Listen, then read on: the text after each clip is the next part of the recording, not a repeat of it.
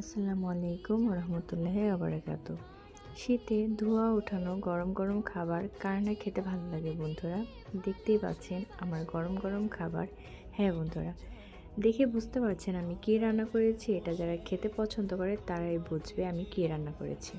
হ্যাঁ বন্ধুরা, বাঁধাকপি দিয়ে আমি মুরগির ঘাড়া গেলা হাত পা রান্না করেছি। এটা খেতে খুবই মজা লাগে।